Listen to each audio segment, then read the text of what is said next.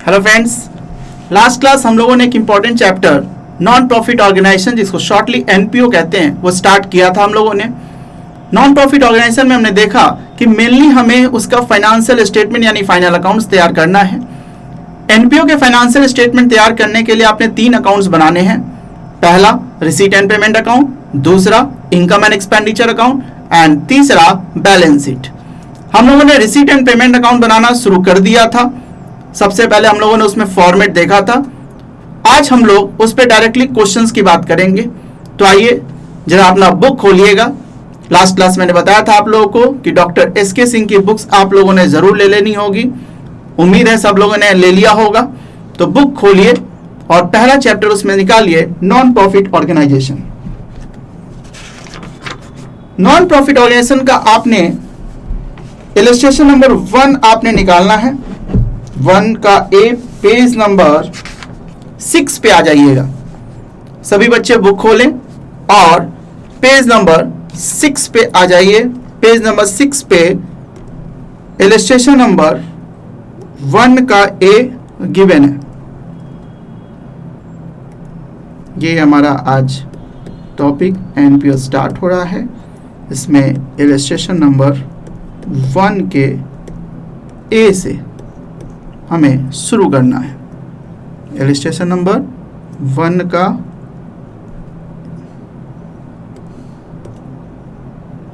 ए।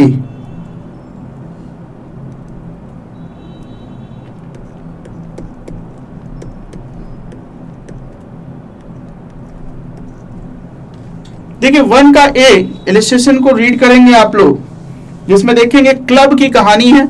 जिस क्लब का हमने रिसीट एंड पेमेंट अकाउंट तैयार करना है। क्वेश्चन को एक छोटी सी बात मैं बता दूं आप लोगों को कि निश्चित रूप से ये कोर्स हम लोग का हिंदी माध्यम का है। सारे हम लोग थ्योरेटिकल कॉन्सेप्ट सब कुछ हिंदी में लिखते हैं, लेकिन जैसा कि आपको 11 में ही पता हो कि हिंदी माध्यम के बच्चों को भी जो प्रैक्टिकल क्वेश्चंस के आंसर तैयार करने होते हैं, उसका प्रेजेंटेशन आपको अंग्रेजी माध्यम में ही, इंग्लिश में ही देना होता है। तो इसलिए बेहतर होता है कि क्वेश्चन को भी आप इंग्लिश में रीड करना सीखें, इंग्लिश में रीड कर समझना सीखें। हाँ, सहायता के लिए, सपोर्ट के लिए हिंदी दिया हुआ है, हम लोग हिंदी का सहायता जरूर लेंगे, लेकिन फिर भी इंग्लिश में अगर क्वेश्चन रीड करना सीख गए तो आंसर बनाना आप लोगों के लिए आसान होता है। जैसे अगर आप हिंदी में पढ़ते हैं प्रवेश शुल्क, लेकिन बताइए आपने आंसर में तो इसके लिए एंट्रांस फीस वर्ड यूज करना है, तो बेहतर क्या होगा कि हम लोग क्वेश्चन में ही इसे एंट्रांस फीस पढ़ें, जिससे कि आपको आंसर देने में सुविधा होगी। और दूसरी बात, प्रैक्टिकल दुनिया में भी जब आप आइएगा तो वहां भी देखेंगे कि अकाउंटिंग करने के लिए जो हमें आंकड़े दिए जाते हैं, हमें रॉ डेटा दिया जाता है, वो इंग्लिश में ही होता है। तो यदि अभी से अगर इंग्लिश में क्वेश्चन पढ़ने का प्रयास करना शुरू कर दें तो इससे भविष्य में आपको बहुत सुविधा होगी और अभी भी आंसर का प्रेजेंटेशन देने में आपको सुविधा होगी। तो हम लोग इंग्लिश में रीड करेंगे, सहायता के लिए हिंदी देखेंगे। तो चलिए आइए देखते हैं। कहता है रोटरी क्लब की कहानी है कि रोटरी क्लब हैज की his account on the cash basis and figure for the last year given below। Rotary club अपने कैश बेसिस पे अकाउंट्स तैयार करते हैं और नीचे कुछ आंकड़े दिए गए हैं, जिसके लिए कहा prepare receipt and payment account for the year. इस साल के लिए आपने रिसीट एंड पेमेंट अकाउंट तैयार करने हैं। चलिए कौन सा साल है ये नहीं दिया हुआ है, तो ठीक है सर, हम भी नहीं लेंगे। हेडिंग्स में डाले इलस्ट्रेशन 1 का ए में।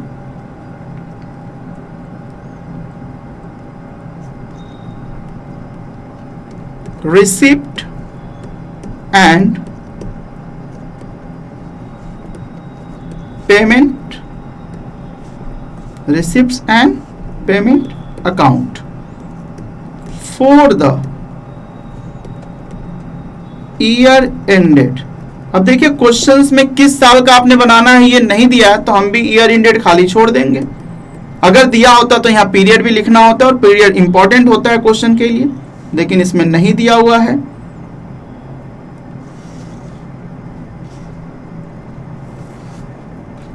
टी सेप अकाउंटिंग है, पेज को आधा आधा बांट लेंगे। बांट लिया आप लोगों ने, ध्यान रखेंगे पेज बिल्कुल आधा आधा बांटेंगे। आधा रिसिप्ट्स को देंगे,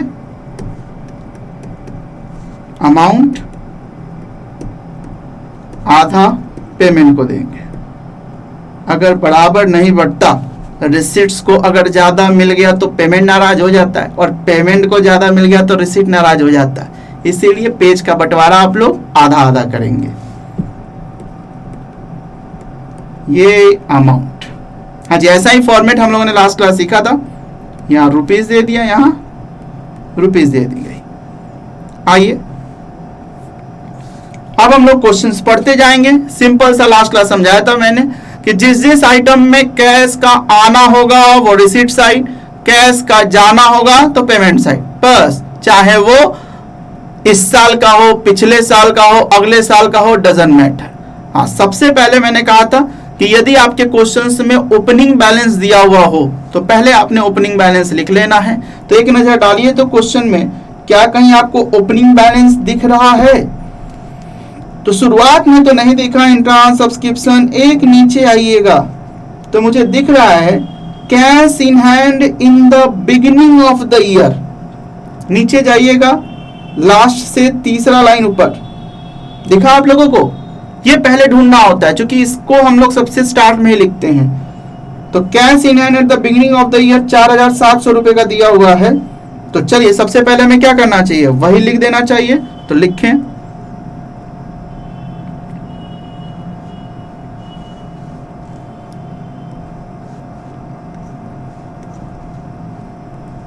टू बैलेंस बीडी। अगर बैंक का रहता तो बैंक का भी लिखते, लेकिन केवल किसका है, कैश का है। तो कैश का कितना रुपया है, कैश इन हैंड है 4700। तो यहां हमने 4700 मेंशन कर दिया।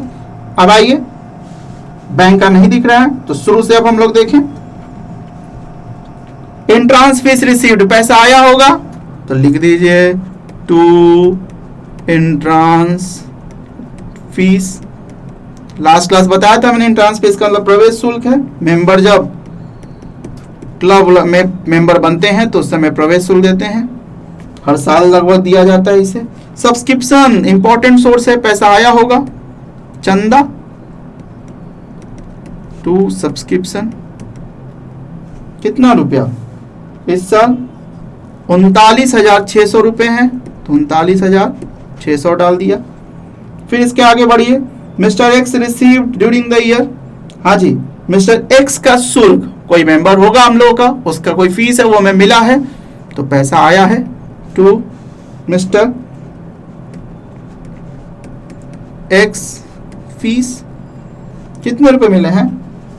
तो देखिए कहता है 1200 रुपए, तो लिख दिया हमने 1200। आगे बढ़े, expenses paid during the year, खर्चा हुआ, पेड किया है, तो बताइए किधर जाना चाहिए, पेमेंट साइड। तो यहां लिखो बाय एक्सपेंसेज पेड। नोट करते चलेंगे आप लोग भी, कितना रुपए पेड हुआ? ओहो 54,500 रुपए, बहुत ज्यादा हो गए, लिखें 54,500। आगे बढ़े, एक्सपेंसेज अनपेड दिस ईयर। देखिए खर्चा हुआ है लेकिन अनपेड रह गया। बताओ क्या ये रिसीट एंड पेमेंट अकाउंट इसको कंसीडर करेगा? नहीं, बिल्कुल नहीं। हमने कहा कैश का आना और जाना होगा तभी रिकॉर्ड करेंगे, नहीं तो नहीं करेंगे। तो अनपेड है यानी कैश का जाना नहीं हुआ होगा, इसलिए इसे रिकॉर्ड नहीं किया जाएगा। Surplus on the bar, surplus का मतलब आना होता है, अधिक के हुआ है तो वो रिसीट साइड में आना चाहिए। To surplus on the bar, कितना रुपए का सरप्लस है? तो मुझे दिख रहा है जो 15,000 का, तो यहां लिखें 15,000। आगे बढ़िए, सिक्योरिटी ऑनरेरियम, याद कीजिए बताया था हमने, मानदेय। इसका मतलब ऐसा पर्सन जो कंपनी का या ऑर्गेनाइजेशन का एम्प्लॉय ना हो, उसको यदि कोई पारिश्रमिक दिया जाता है तो उसको ऑनरेरियम मानदेय बोलते हैं। तो पेड खर्चा हुआ होगा तो बाय सेक्रेटरी ऑनरेरियम।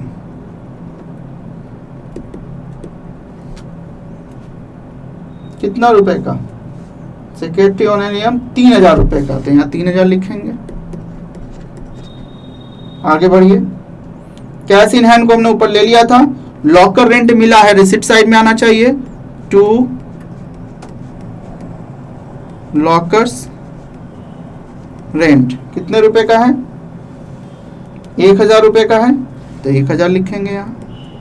कितना आसान है, जहां जहां पैसा आ रहा है रिसिप्ट में लिख रहे हैं, जा रहा है वो पेमेंट में लिख रहे हैं, कोई भी बकाया वगैरह को उसमें कंसीडर नहीं किया जा रहा है। Last one, investment made during the year at cost. आपने इन्वेस्ट किया, निश्चित रूप से पैसा गया होगा, अपनी लागत पे किया है, भाई किया कितना, तो 2200, बताओ जेब से गया होगा 2200, तो लिखो बाय इन्वेस्टमेंट 2200। ठीक है जी, बताइए सारे आइटम्स खत्म हो गए, बस। तो बस आपने क्या करना है, जोड़ देना है। एक बात ध्यान रखिएगा, दोनों साइड का टोटल बराबर होगा। लास्ट क्लास हमने बताया था, शुरुआत में जेब में पैसे कितने हैं, वो 2 ओपनिंग बैलेंस लिख दिया हमने, आया वो लिख दिया हमने, और गया वो लिख दिया हमने।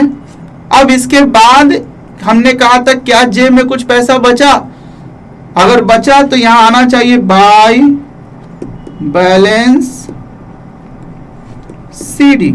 हो सकता है बचा हो या ना बचा हो, वो तो देखना होगा, सारा खर्च भी हो सकता है। तो अगर कुछ भी बैलेंस निकलता है तो निश्चित रूप से वो बैलेंस जेब में बचा हुआ बैलेंस है, जो आपको बैलेंस सीडी लिख देना चाहिए। बैलेंस सीडी का मतलब, चूंकि इसमें बैंक की चर्चा नहीं है, तुम्हारा कैश ही होगा। तो आइए देखें, पहले आपको क्या करना चाहिए, रिसीट साइड का टोटल करना चाहिए। तो रिसीट साइड का टोटल करेंगे आप लोग, सबको अपना अपना करें। 4700 plus 5000 plus 39600 plus 1200 plus 15000 plus 1000। बताइए इधर टोटल कितना हो गया, 66,500 रुपया। तो मेरा इधर भी आना चाहिए 66,500। तो देखिए जरा इधर का कितना है, 54,500 प्लस 3000 प्लस 2200 प्लस, ओहो इधर तो सिर्फ 59,700 है। तो देखिए 66,500 तो आपका रिसीट साइड का, लेकिन पेमेंट साइड का 59,700 है। इसका मतलब निश्चित रूप से जो डिफरेंस होगा वही आपका बाय बैलेंस सीडी होगा। तो निकाल लीजिए इन दोनों का डिफरेंस, 66,500 में से 59,700 माइनस कीजिए, कितना आया, ये आया 6,800। तो यहां लिख दीजिए 6,800। ये फिगर जो है वो आपका कौन सा है, वो बैलेंसिंग फिगर है। ठीक है जी, इसका मतलब कि जेब में कितना फाइनली बचा हुआ है वो क्वेश्चन नहीं दे रहा, वो छुपा हुआ है, तो हमने वो ढूंढ के निकाला है, ये बैलेंसिंग फिगर है। अब बताइए दोनों साइड का बराबर हो जाएगा, तो यहां लिख दें 66,500। इस तरह से ये हमारा क्वेश्चन तैयार है। बताइए जी, आसान क्वेश्चन है, बन जाएगा ऐसा? तो फटाफट इसको नोट कर लेंगे आप लोग। इलस्ट्रेशन आपके बुक में सॉल्व होते हैं, लेकिन फिर भी हमने उसको कैसे बनाया जाता है, उसका फ्लो क्या है, किस तरीके से आप प्रेजेंट करेंगे, वो हमने इस सॉल्यूशन के थ्रू दिखाया है। तो इसीलिए साथ साथ जरूर नोट कीजिएगा इसे।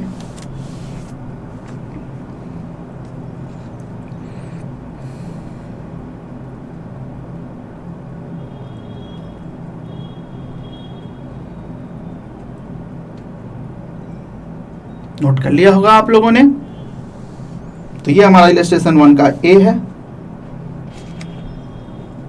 आउटस्टैंडिंग एक्सपेंसेस को कभी भी नहीं लिया जाता, कैश खाना या जाना होगा तभी लिया जाता, इसलिए हमने इसमें अनपेड एक्सपेंसेस को छोड़ दिया है। हो गया जी, चलिए ये तो 1 की ए की कहानी हो गई। एक छोटा सा क्वेश्चन और हम लोग देखेंगे इलस्ट्रेशन का ही, 1 का बी। देखिए कहानी कुछ वही है, लेकिन थोड़ा सा आपका इसमें कैलकुलेशन चेक करना चाहता है, थोड़ा सा आपका आईक्यू लेवल चेक करना चाहता है कि जो बात आपने last class theoretically concept wise cover किया है, क्या आप उसको प्रैक्टिकली इंप्लीमेंट कर पाते हैं। तो थोड़ा इधर उधर घटना देते हुए ये क्वेश्चन तैयार किया गया है। रीड करेंगे इलस्ट्रेशन 1 के बी को आप लोग। देखिए इलस्ट्रेशन 1 का बी क्या कहता है, ये हो गया होगा नोटिंग। फ्रेश पेज पे हम लोग आते हैं।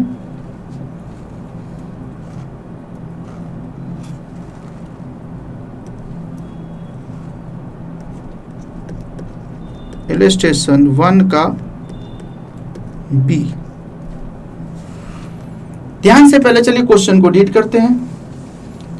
ये भी एक क्लब की कहानी है। मौर्या क्लब हैज 300 मेंबर, ठीक है जी, 300 मेंबर हैं। Paying subscription by 10 each per month, हर मेंबर 10 रुपया पर मंथ देता है। जैसे हमने कहा मेंबरशिप फीस इंट्रांस फीस के नाम पे या जिस नाम पे भी लिए जाएंगे, हर मेंबर 10 रुपया पर मंथ देता है। The club has a fixed deposit of ₹80,000। Club के पास एक एफडी है, फिक्स्ड डिपॉजिट है 80,000 रुपए का, जिसपे 10% पर एनम के दर से इंटरेस्ट मिलता है। ठीक। The club rents some portion of building at the rate ₹2,000 per day. Club के पास एक बड़ी बिल्डिंग है, उस बिल्डिंग का कुछ हिस्सा उसने किराए पे लगा दिया है, जिस किराए में उसको कितना मिलता है, 2,000 रुपया पर डे मिलता है। ठीक है जी, ये भी एक रिसीट का आपका आइटम होगा। आगे बढ़े, from the following information prepare receipt and payment account of the club for the year ending 31 दिसंबर 2018। ठीक है जी, नीचे कुछ और सूचनाएं दी गई, उस बेस पर रिसीट एंड पेमेंट अकाउंट बनाना है। यहां डेट दे दिया है 31 दिसंबर 2018 को। अब देखिए 31 दिसंबर 2018 को अगर आप बनाने जा रहे हैं, तो यदि आपका क्वेश्चन 31 दिसंबर 2018 कह रहा है,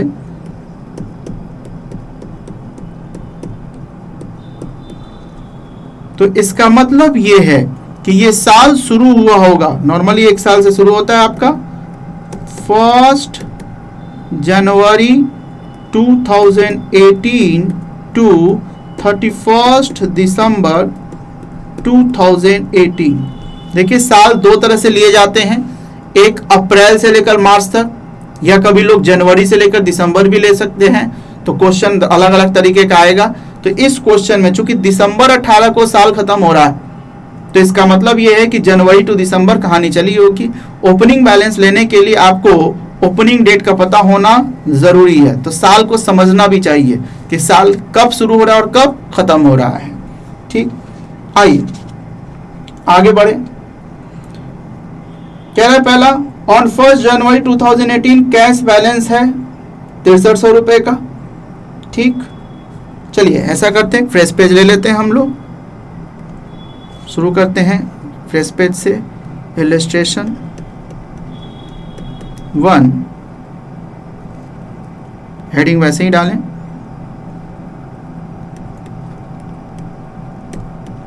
receipt and payment account for the year ended, इस बार डेट है तो डेट मेंशन करेंगे 31 दिसंबर 2018। ठीक है जी, आइए जरा चार्ट खींच लें। ये हमने सीधी लाइन खींची, ये हमने पेज का बंटवारा कर दिया आधा आधा, ये हमने एक अमाउंट का कॉलम लिया,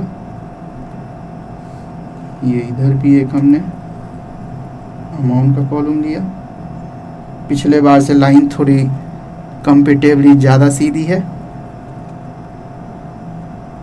चलिए जी, ये बन गया हमारा रिसीट एंड पेमेंट अकाउंट। इधर लिखिए रिसिप्ट्स, अमाउंट, पेमेंट्स, अमाउंट। फटाफट आप लोग भी जरा चार्ट खींच लिए, खींच लीजिए फटाफट चार्ट, साथ साथ क्वेश्चन करेंगे हम लोग।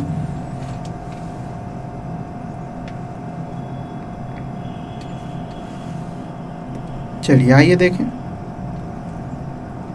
अब कह रहा है पहला 1 जनवरी, that is your opening date, अभी हम लोगों ने क्लियर किया था, तो इसका मतलब 2 बैलेंस बीडी। बैलेंस बीडी में बताइए केवल कैश का ही है, तो डायरेक्ट लिखा जा सकता है कितने रुपए का, 6300, अमाउंट में आ जाएगा 6300। आगे बढ़े। नेक्स्ट कह रहा है interest received for 9 month on bank fix deposit. अब इसने सीधा अमाउंट नहीं दिया कि इंटरेस्ट कितना मिला, निश्चित रूप से इंटरेस्ट मिला होगा इन्वेस्टमेंट पे, रिसिप्ट साइड में आएगा, बट कितना, तो इसने कहा सर 9 महीने का आपको ब्याज मिला है। अब यहीं पे थोड़ी आपको कैलकुलेशन करनी होगी। तो याद कीजिए ऊपर हमने देखा था कि एक फिक्स डिपॉजिट है 80,000 रुपए का, जिसपे 10% की दर से हमें ब्याज मिलता है। तो 80,000 का फिक्स डिपॉजिट 10% का रेट है, तो क्या आप 9 महीने का इंटरेस्ट नहीं निकाल सकते? हाँ सर, बिल्कुल निकाल सकते हैं, 11 में तो खूब निकाला है। तो आइए एक और पेज ले लेते हैं वर्किंग नोट के लिए। यहां हमने नेक्स्ट पेज ले लिया, लिखेंगे यहां वर्किंग नोट। वर्किंग नोट किसी भी क्वेश्चन का बड़ा इंपॉर्टेंट पार्ट होता है, एग्जाम के लिए भी जरूरी होता है और क्वेश्चंस के रिवीजन करने में आपको भी सहायता देता है। तो जरूर कोई क्वेश्चन करे तो उसका वर्किंग नोट एक प्रॉपर मैनर में जरूर आप मेंशन कर लें। चलिए नंबर 1 आपको यहां क्या निकालना है, इंटरेस्ट ऑन एफडी। ठीक, इंटरेस्ट ऑन एफडी अमाउंट है 80,000 इंटू रेट लेना चाहिए, रेट है 10%, 10% का मतलब 10/100, लेकिन इतना से तो पूरे साल का निकल जाएगा, बट हमें कितना लेना है, सिर्फ 9 मंथ्स का लेना है। तो हमें क्या करना चाहिए, इंटू 9/12 कर देना चाहिए। तो फटाफट कैलकुलेट कर लीजिए जरा इसे। 80,000 का 10% इंटू 9/12, हाँ जी सबका निकल गया। ये आया होगा आपका 6,000 रुपए। कितना आया होगा, 6,000 रुपए। तो आइए इंटरेस्ट हम लोगों ने निकाल लिया, रिसिप्ट है, तो चलिए जरा अपने मेन पार्ट में यहां भर लिया जाए। 2 इंटरेस्ट ऑन एफडी कितना, तो 6,000 हम लोगों ने निकाला है। ठीक है जी, कैसे निकला वर्किंग नोट में देखेंगे। आगे बढ़े। आगे कहता है एक और इंफॉर्मेशन कि 40 members have not paid subscription for the last 2 months. देखिए ऊपर दिया था टोटल हमारे 300 मेंबर हैं जो 10 रुपए प्रति महीना दे रहे हैं, लेकिन 40 मेंबर नीचे इंफॉर्मेशन में दिया ऐसे हैं जो पिछले 2 महीना से अपना फीस नहीं दे पा रहे हैं। ठीक है जी, इसका मतलब हमें आखिर कितना रुपया मिला होगा। तो आइए जरा हम लोग इसकी गणना करेंगे, फिर वर्किंग नोट पे आए। तो यहां नंबर 2,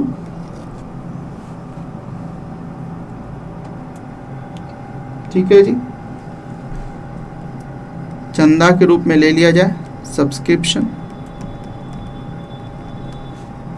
सबसे पहले तो आप 300 मेंबर है इनटू 10 रुपया पर मंथ, तो इंटू 10 इंटू, चूंकि साल का निकालना है ना, तो साल में कितने महीने होते हैं, 12 मंथ, तो 12 महीने से गुना करना होगा।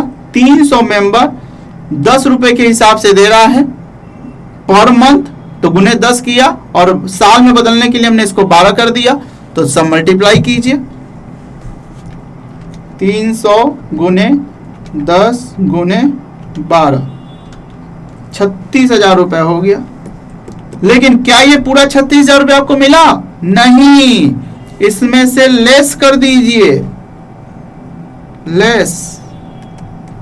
40 मेंबर ऐसे हैं जो 10 रुपए के हिसाब से 2 महीने का नहीं दिए हैं, तो बताइए 2 महीने का माइनस हो जाना चाहिए।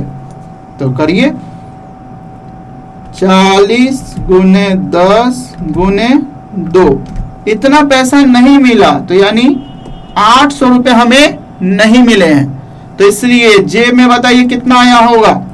तो 36,000 में से आपने 800 रुपए घटा देने हैं। जब आप इसे घटाइएगा तो ये आएगा 35,200 रुपए।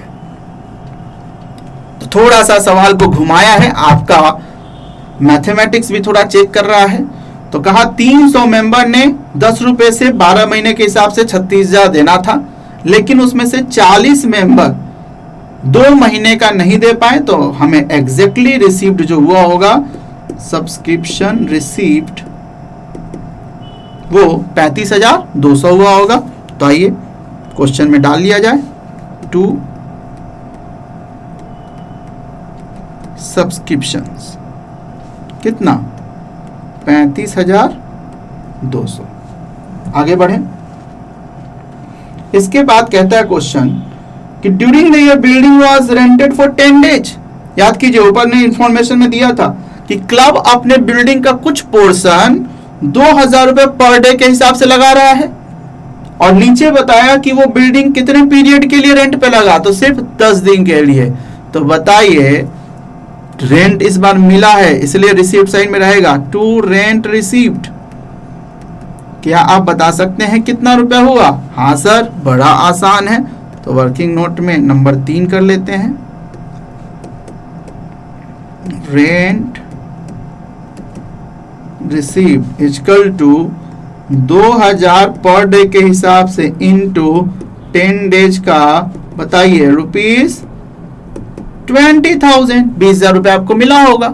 तो ये रेंट भी आया होगा, नोट करते चलेंगे।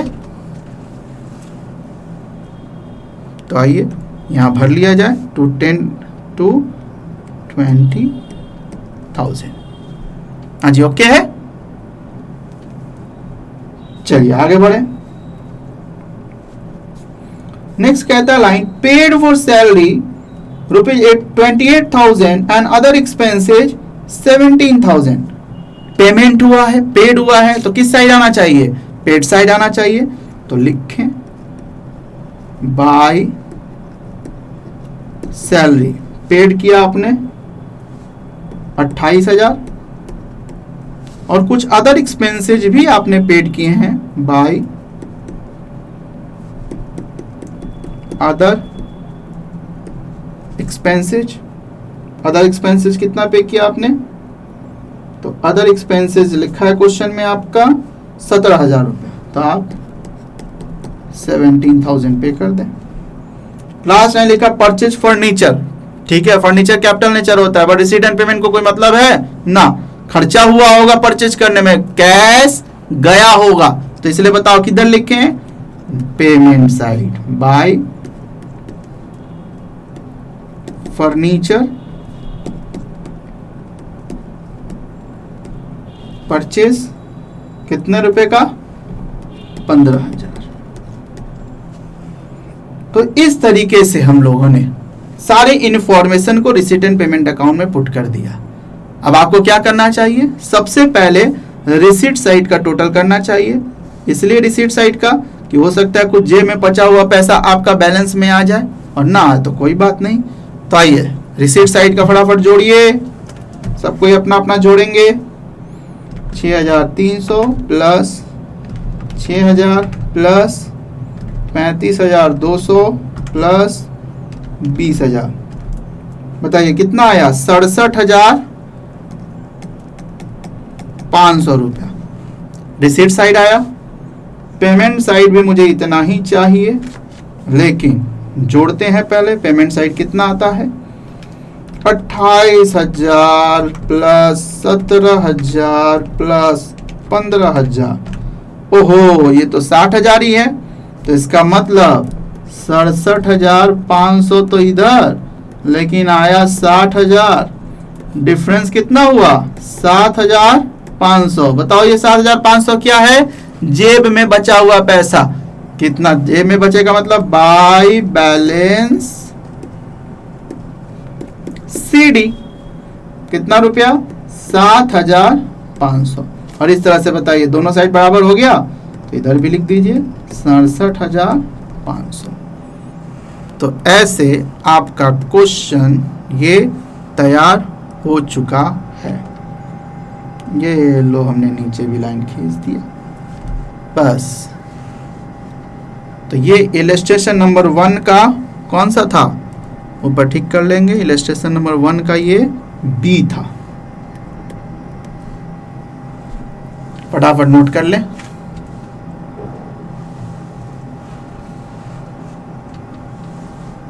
तो दोनों में रिसीट एंड पेमेंट, इसमें थोड़ा सा आपका कैलकुलेशन चेक किया।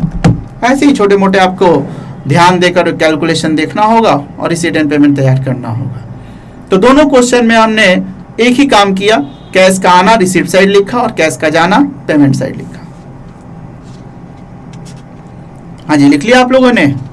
ओके सर, थोड़ा सा वो वर्किंग नोट वाला पेज पे छूट गया था मेरे लिखना। अच्छा लीजिए, थोड़ा वर्किंग नोट वाला देख लीजिए, जो छूटा है फटाफट नोट कर लीजिए। 3 वर्किंग नोट किया हमने कि इंटरेस्ट निकालना था 9 महीने का, तो कैसे निकलता है, तो हमने अमाउंट लिया, रेट लगाया और पीरियड लगाया। अगर 1 साल का होता तो सिर्फ करता 80,000 गुने 10/100, लेकिन चूंकि 9 महीने का था तो उसको मंथ से डिवाइड करना होता है, तो इसलिए 9/12 किया, 9/12। 3 महीने का निकालना होता तो 3/12 करते, 6 महीने का निकालना होता 6/12 करते। सब्सक्रिप्शन में हमारे पास आना चाहिए था चंदा कितना, तो 300 मेंबर का 10 रुपए पर मंथ के हिसाब से 12 महीने का 36,000, लेकिन इसमें 40 मेंबर ने नहीं दिया था तो वो हमने क्या किया, लेस कर दिया। 800 लेस हो गया, 35,200 आ गया। रेंट रिसीव्ड हुआ, रेंट 2,000 रुपए पर डे से चल रहा था। क्वेश्चन ने कहा कि 10 दिन का किराया लेना है, तो 10 दिन का किराया लेना है तो 2,000 गुने 10 करके 20,000 रुपये लेना है। ठीक है जी, तो ये क्वेश्चन भी आपका बन चुका है। ऐसे ही क्वेश्चन छोटे छोटे तो आप आगे खुद से भी करेंगे, होमवर्क में मैं दूंगा। लेकिन आइए आज कुछ नए टॉपिक, ये रिसीट एंड पेमेंट अकाउंट के कुछ क्वेश्चंस कैसे सॉल्व करेंगे वो हम लोगों ने देखा। आज हम लोग नए टॉपिक की भी बात करेंगे। तो आइए देखें जरा।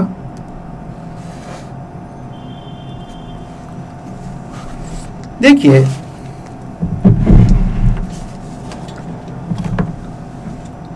रिसीट एंड पेमेंट अकाउंट हमने देखा कैसे तैयार होता है, नोट भी करते चलेंगे साथ साथ। ये था हमारा रिसीट्स एंड पेमेंट अकाउंट। अब आपने इस रिसीट्स एंड पेमेंट अकाउंट से ही इनकम एंड एक्सपेंडिचर अकाउंट और बैलेंस शीट तैयार करना है। जैसा कि आपको पता है कि 3 अकाउंट्स आपको तैयार करने होते हैं, receipt, payment, income and expenditure और बैलेंस शीट। तो इनकम एंड एक्सपेंडिचर अकाउंट और बैलेंस शीट बनाने के लिए जो हमें आंकड़े चाहिए होते हैं, रॉ डेटा चाहिए होता है, वो रिसीट एंड पेमेंट अकाउंट ही होता है। यानी इसी रिसीट एंड पेमेंट अकाउंट से हम इनकम एंड एक्सपेंडिचर और बैलेंस शीट बनाएंगे। कैसे बनेगा, तो देखिए रिसीट एंड पेमेंट अकाउंट में 2 चीजें हैं, एक रिसिप्ट्स है और दूसरी तरफ पेमेंट है। अब आप इसका भी चाहें तो बंटवारा कर सकते हैं। रिसिप्ट में भी अगर देखें तो 2 तरह के रिसिप्ट हैं, जिसका बंटवारा रिसीट एंड पेमेंट में हमने नहीं किया था, लेकिन अब करना पड़ेगा। रेवेन्यू रिसिप्ट्स और एक होगा कैपिटल रिसिप्ट्स। क्या होता है रेवेन्यू, क्या होता है कैपिटल, हमने लास्ट क्लास चर्चा किया था। दूसरी तरफ सेम पेमेंट में भी देखें तो 2 तरह के पेमेंट होंगे इसमें, रेवेन्यू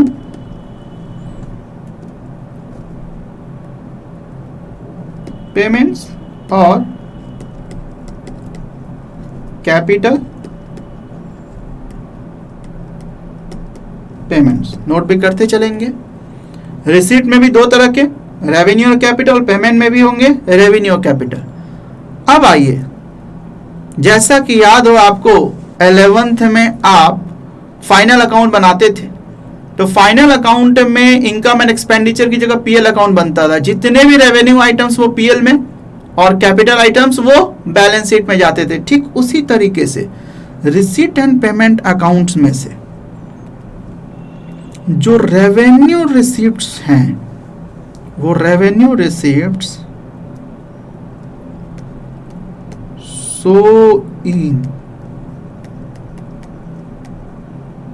इनकम एंड एक्सपेंडिचर, या बेहतर होगा मैं थोड़ा इसे हिंदी में लिख दूं तो ज़्यादा अच्छा होगा। रेवेन्यू रिसिप्ट्स को इनकम एंड एक्सपेंडिचर अकाउंट में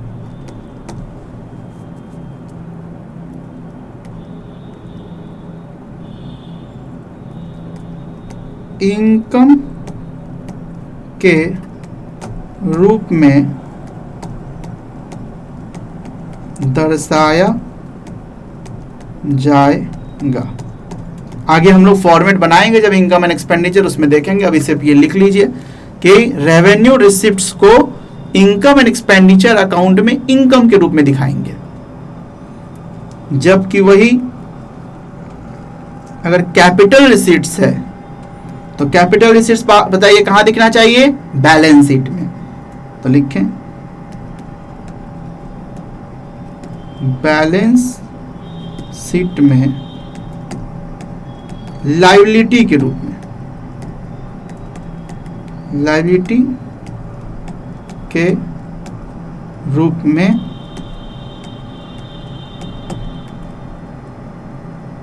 दर्शाया जाए।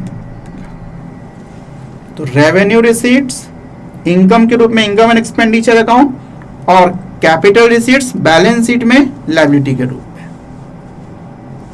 ठीक इसी तरह ये पेमेंट में, अगर वो रेवेन्यू पेमेंट है तो रेवेन्यू पेमेंट बताइए कहां दिखेगा? इनकम एंड एक्सपेंडिचर अकाउंट में। ये चूंकि पेमेंट है इसलिए खर्चे के रूप में, एक्सपेंसेज के रूप में दर्शाया जाएगा। ठीक, रेवेन्यू पेमेंट। और वही आपका कैपिटल पेमेंट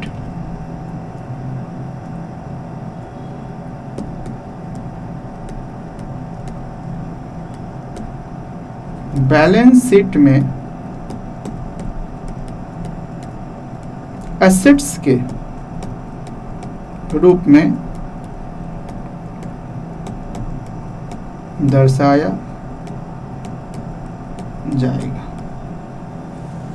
तो ये रिसीट एंड पेमेंट अकाउंट से ही हम इनकम एक्सपेंडिचर और बैलेंस शीट बनाएंगे।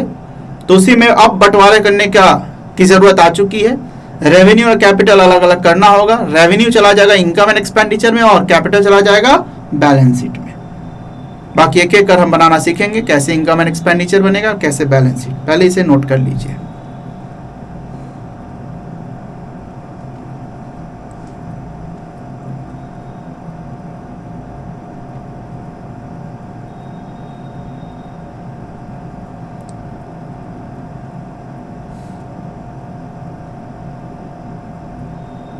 नोट कर लिया? आगे बढ़े? सर थोड़ा सा रुक जाइए, बस ये लास्ट वाला लिख रहे हैं। हाँ लिखो लिखो, जल्दी लिख लो।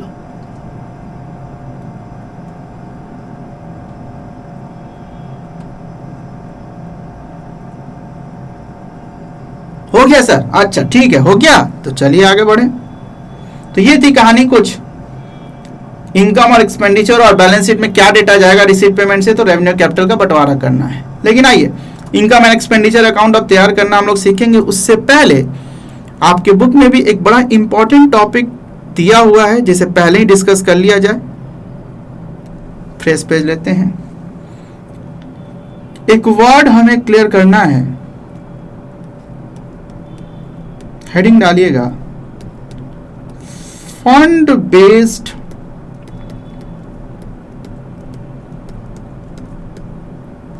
अकाउंटिंग।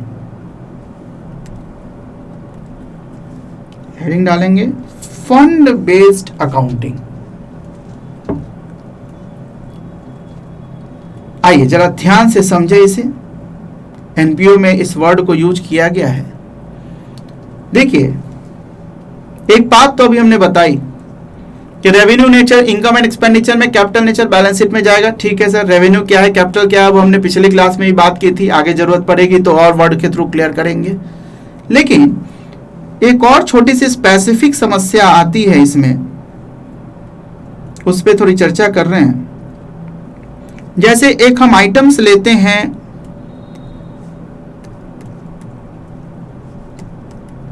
डोनेशन की। पहले ध्यान से समझे कि आप मान लो कोई स्पोर्ट्स क्लब चलाते हो। स्पोर्ट्स क्लब के लिए मान लो मैच करवाना है, तो मैच करवाने के लिए आपको पैसे चाहिए।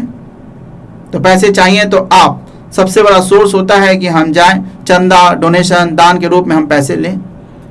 आप किसी सज्जन पुरुष के पास जाते हैं और कहते हैं कि ऐसा है कि हमारा स्पोर्ट्स क्लब है, इसके लिए हमने एक मैच करवाना है, टूर्नामेंट करवाना है, इसके लिए हमें पैसों की जरूरत है, कृपया आप मुझे पैसे दीजिए। कहा ठीक है।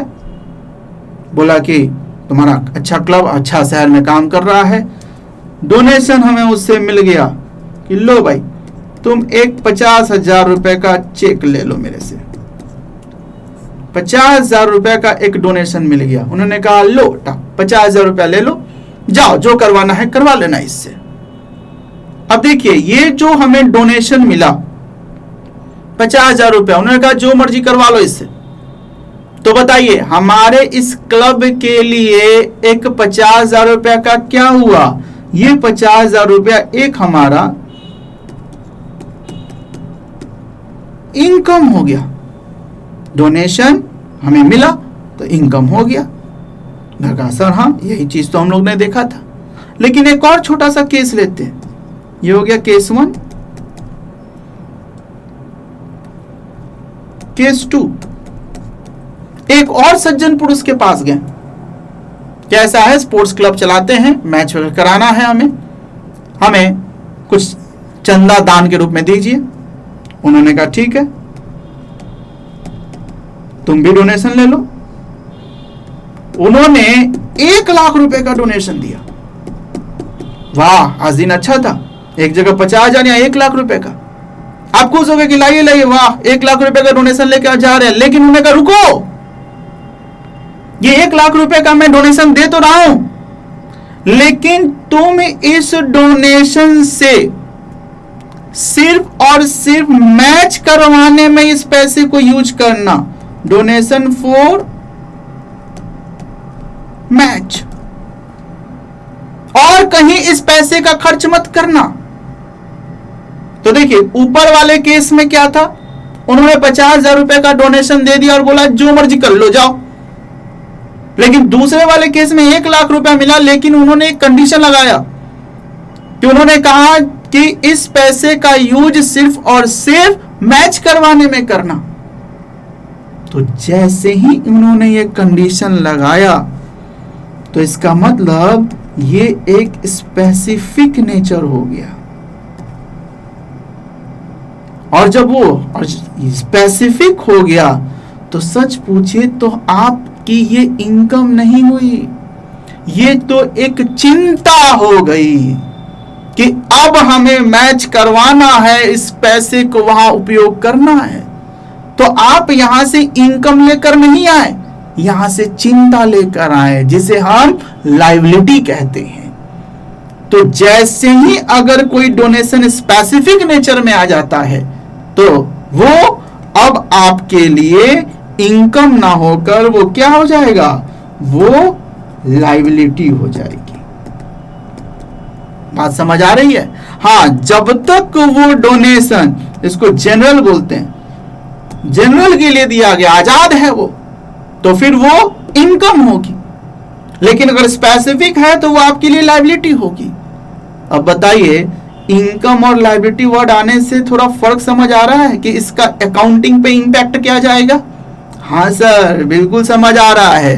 तो आइए मार्क कीजिए, अगर ये इनकम है तो इसका मतलब इनकम एंड एक्सपेंडिचर अकाउंट में इनकम के रूप में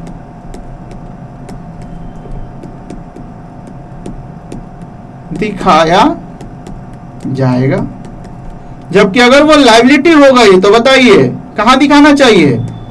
बैलेंस शीट में। बैलेंस शीट में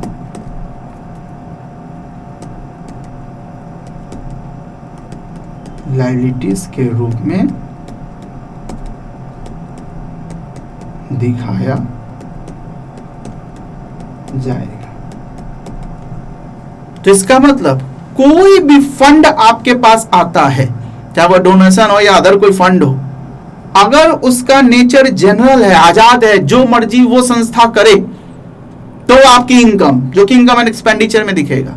लेकिन यदि कोई फंड जो किसी स्पेसिफिक पर्पस के लिए दिया जाए, तो ऐसी स्थिति में वो लायबिलिटी बनती है और उसे कहां दिखाएंगे हम? बैलेंस शीट में दिखाएंगे। समझ आ रही है बात? तो पहले इसे नोट कर लीजिए।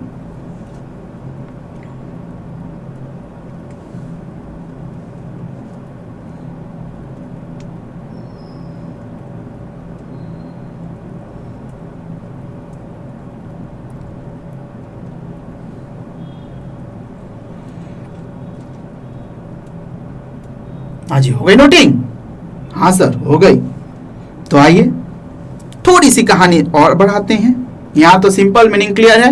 अगर कोई भी फंड, डोनेशन या फंड मैं लिख सकता हूं,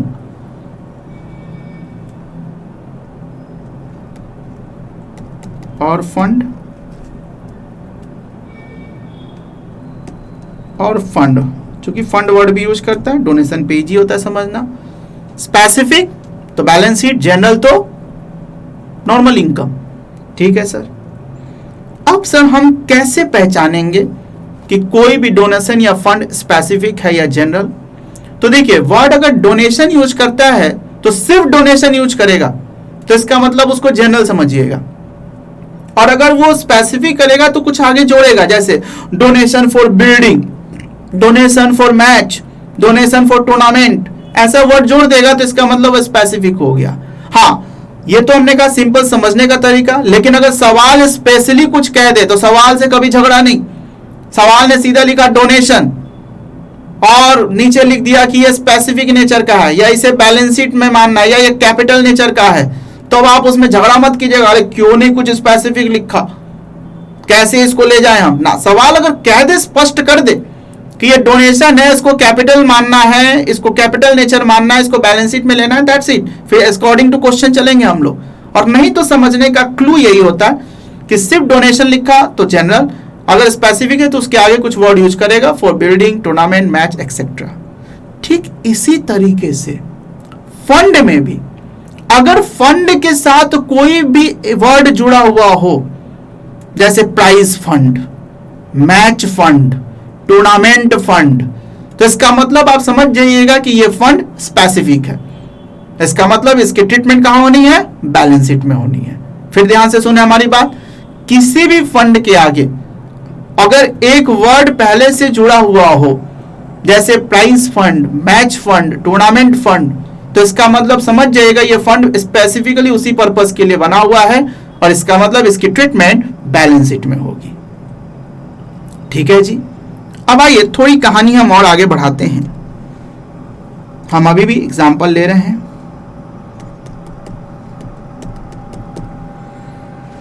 कि देखिए कहानी है, मान लीजिए 2018-19 की। 2018-19 में आप गए किसी सज्जन पुरुष से, आपने कहा कि सर हमें मैच करवाना है, उसके लिए हमें कुछ पैसे चाहिए। उन्होंने कहा ठीक है, हम आपको मैच फंड के रूप में देंगे रुपीज 20,000 मान लीजिए। देखिए जैसे ही वर्ड मैच फंड जुड़ा, इसका मतलब समझ में आ गया कि ये स्पेसिफिक नेचर का फंड है। ठीक है जी, आप 20,000 रुपया मैच फंड के रूप में ले आए। लेकिन बताइए जिस दिन पैसा आया, क्या उसी दिन आप मैच करवा दीजिएगा? नहीं जी, उसकी पूरी प्लानिंग होती है, अरेंजमेंट होती है, कुछ वक्त भी लग सकता है। तो मान लीजिए कि आप मैच फंड के रूप में 20,000 रुपया ले आए, लेकिन मैच नहीं हुआ अभी और साल बीत गया। समझ आ रहा है कि ये 20,000 रुपया सबसे पहले मैं लिख दूं ट्रीटेड एज अ लाइबिलिटी, ये लाइबिलिटी के रूप में ट्रीट होगी। लेकिन इस साल अगर वो खर्च हो गया होता तो ठीक है, चिंता खत्म, बैलेंस शीट से लाइबिलिटी खत्म। लेकिन नहीं हुआ मैच, तो हमारे ये बैलेंस शीट में बताइए 20,000 रुपया लाइबिलिटी के रूप में दिखेगा।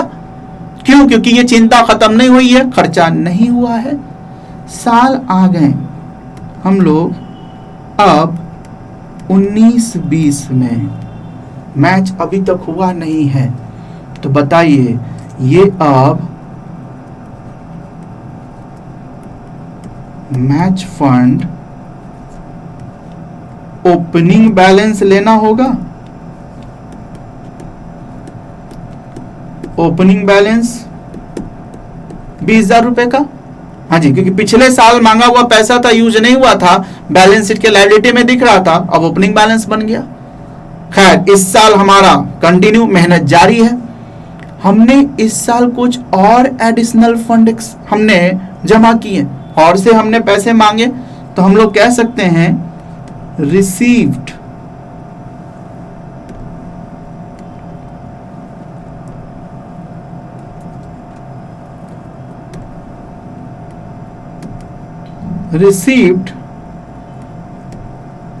During the year. हाँ जी, इस साल भी हमें मान लीजिए कुछ पैसे मिले, मान लीजिए इस साल हमें 50,000 रुपए और मिले। ठीक, चलिए मैच करने का प्रोसेस जारी है। अब मैच करवा रहे हैं हम, मान लो, तो फिर उसके लिए हम लोग कुछ टिकट विकेट भी रखते हैं, तो कुछ टिकट बेचने से भी पैसा आ जाता है। तो मान लीजिए हाँ सर, तो आप सेल ऑफ कुछ मैच टिकट किया, मान लीजिए मैच टिकट से बेचा 8,000 रुपए का, तो बताइए ये सब हमारे पैसे को बढ़ा रहा है या नहीं? तो ये सब हमारा क्या होना चाहिए? ऐड होना चाहिए। तो हमने मैच फंड में अगर इस साल भी कुछ पैसा मिला तो वो भी जोड़ दिया, कुछ मैच टिकट से पैसे आए वो भी जोड़ दिया। कई बार संस्था जो खासकर पैसों के हिसाब किताब में ये चीज बिल्कुल किए जाते हैं कि हमने मैच करवाना था, फंड कुछ आया, लेकिन अभी वो मैच नहीं हो पा रहा, तो नहीं हो पा रहा तो पैसे घर में रखेंगे। तो आपको भी पता है कि ये पैसे अगर हम बैंक में भी रख दें तो 2-4 पैसे का ब्याज तो देगा ना। तो बताइए कॉमर्शियल माइंड क्या कहता है, किस पैसे को कहीं इन्वेस्ट कर देना चाहिए, कहीं बैंक में रख देना चाहिए। यही काम संस्था करती भी है। तो यदि संस्था उस मैच को नहीं करा रही, फंड पैसा आ गया है, तो उस फंड को कहीं इन्वेस्ट कर देती है। अब कहीं इन्वेस्ट किया तो बताइए 2-4 पैसे की इनकम वहां से भी होगी, तो वो इनकम भी इस फंड को बढ़ाता है। तो बढ़ाता है तो हम लोग उसे भी ऐड कर देते, ऐड इंटरेस्ट ऑन, उसे हम बोल सकते हैं मैच फंड इन्वेस्टमेंट। मान लीजिए 2,000 का उसका भी हमारा फंड आया था। ये क्या है? इंटरेस्ट है, पूरा लिख लीजिएगा, ये है इंटरेस्ट। तो बताइए इंटरेस्ट के रूप में 2,000 रुपए वो भी आ गया। तो इस तरीके से बताइए फंड बढ़ता जा रहा है। ये पिछले साल का बैलेंस, ओपनिंग बैलेंस, उसके बाद इस साल भी कुछ हमने पैसे इकट्ठे किए, फिर हमने मैच टिकट बेचकर कुछ पैसे इकट्ठे किए, और फिर कुछ ब्याज व्याज से भी पैसा मिला। सारे पैसे को आपने क्या करना चाहिए, ऐड करना चाहिए। हाँ, अब आइए फाइनली हमें इस मैच को करवाना है। तो करवाना है तो हमने खर्चा किया, मैच एक्सपेंसेज। तो जी यही तो खर्च करने के लिए हम पैसे इकट्ठे कर रहे थे, तो हमने मैच एक्सपेंसेज किया। अब एक्सपेंसेज कितना किया, तो जैसे टोटल फंड कितना जमा हुआ उसको जोड़े तो 50, 20, 70 और 10, 80,000। 80,000 जमा हुआ। अभी ध्यान से देखिए, अब ये खर्चा कितना हुआ, तो यदि ये खर्च आपका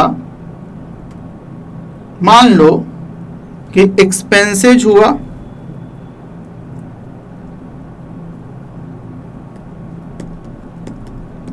75,000 का, खर्चा कितना कर दिया आपने, 75,000।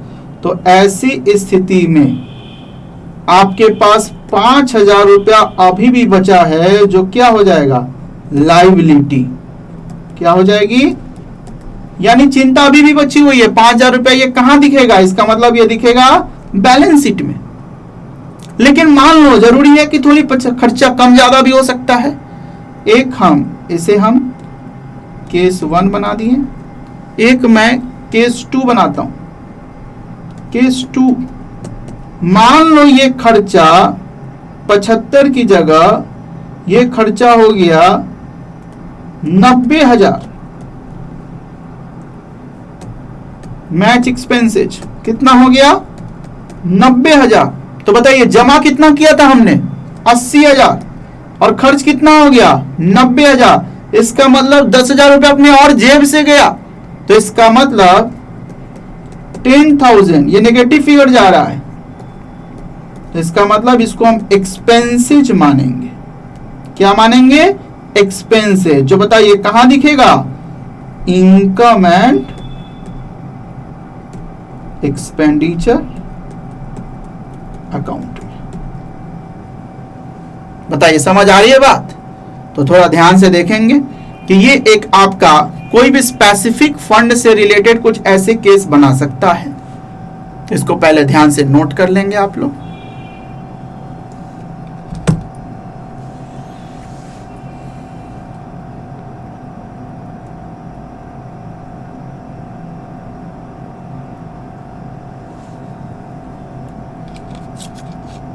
बताइए नोट कर लिया।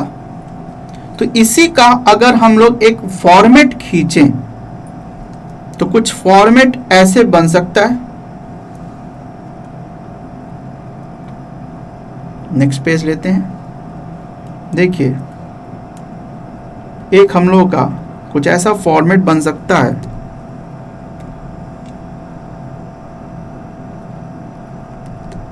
स्टेटमेंट शोइंग ऑफ, एग्जाम्पल में मैं मैच फंड देता हूं। मैच फंड हो सकता है आपका टूर्नामेंट एक्सपेंसेज वगैरह कुछ भी हो सकता है, टूर्नामेंट फंड। एग्जाम्पल में मैच फंड ले रहा हूं, ठीक। ये हमने एक लाइन खींची और एक यू लाइन खींच दी। आइए देखिए, सबसे पहले आपने क्या करना होता है, अगर कोई ओपनिंग बैलेंस दिया हुआ हो तो आप पहले ओपनिंग बैलेंस ले लेंगे।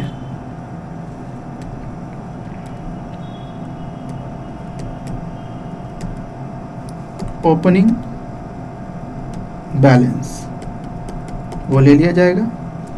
इसमें आपने कुछ चीजें ऐड करनी है और कुछ चीजें आपने इसमें लेस करनी है। ऐड में आइए, सबसे पहले fund received during the year. इस साल अगर कोई फंड है तो वो फंड जोड़ दीजिए। उसके बाद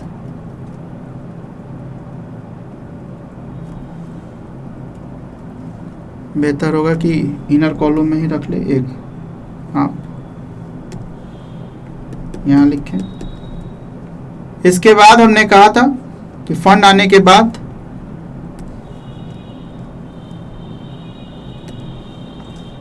कुछ आप मैच टिकट वगैरह बेचते हैं तो सेल ऑफ मैच टिकट्स, वो भी पैसा ले लें। कुछ उसके बाद इंटरेस्ट ऑन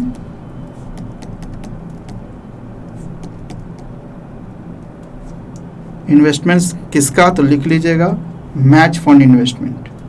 अगर टूर्नामेंट होगा तो यहाँ लिखा जाएगा tournament fund investment, match fund investment, वो ले लिया। इसके बाद इसको हमने जोड़ा और लेस में यदि कोई मैच एक्सपेंसेज हुआ तो उस एक्सपेंसेज को लिया हमने, और लेने के बाद लेस। ज़्यादातर उम्मीद है कि ये जो फिगर है वो पॉजिटिव होगा, तो हम लोग लिख देंगे सो इन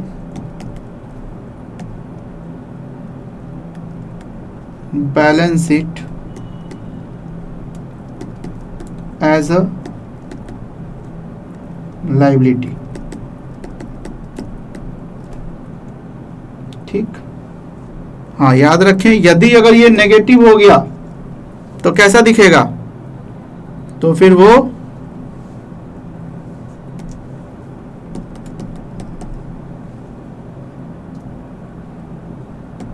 और लिख लीजिए, अगर ये तो प्लस में है, अगर ये माइनस में आ गया तो इसका मतलब सो इन इनकम एंड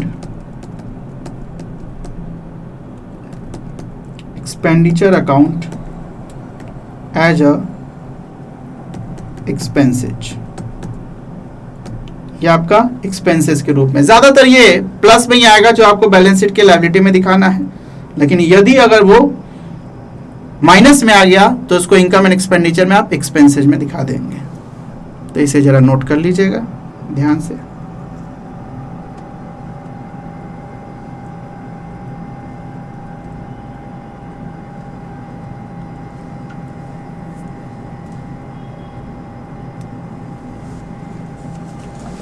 आज हम लोग अब यही रुकेंगे।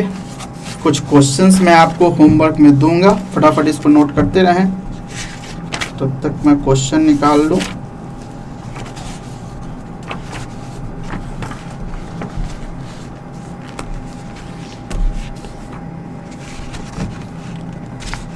अब आप इस लायक हो गए हैं कि कुछ क्वेश्चंस कर सकें। तो फंड बेस्ड अकाउंटिंग का क्वेश्चन मैं नेक्स्ट क्लास में करवाऊंगा। इस पे कैसे क्वेश्चन इंप्लीमेंट होंगे, आपको जो होमवर्क करना है ये नोट कर लिया, ठीक है जी। तो आइए लिखें होमवर्क,